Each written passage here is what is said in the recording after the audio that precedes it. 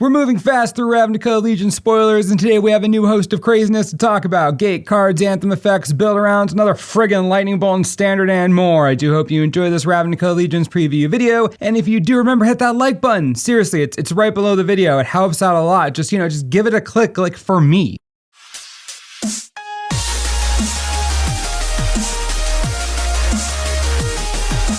We'll begin with Glyph of the Guild Pack 2 mana for an artifact. Multicolored creatures you control get +1/+1? Seriously, what? I can just hear the Afterlife players freaking out. The little spirits you create, black and white. Those little things are now 2/2s instead of 1/1s, and the stupid Glyph is only 2 mana and doesn't have a color identity. That's so easy to play, and Supreme Phantom is in standard too. Oh, it's so good. Say hello to Spirit of the Spires and Windstorm Drake. Both of these cards love flyers, and that's important considering both are just fine and limited. I think we're gonna see a real flying kick this limited season with both the Azureus and Orzhov, considering both can take advantage of Afterlife and those 1/1 flying spirit tokens. They are both easily limited playable, could be staring at some early pick monsters right here. Arrester's Admonition is 3 mana for an instant, return target creature to its owner's hand. If you cast this spell during your main phase, draw a card. This is a great practical example of how Addendum can be really beneficial. Now, this isn't going to be a first pick and limited by any stretch, but replacing itself in your hand while unsummoning the biggest threat your opponent has is a lot of value. It's definitely a tempo swing in your direction, even when you play this during your main phase.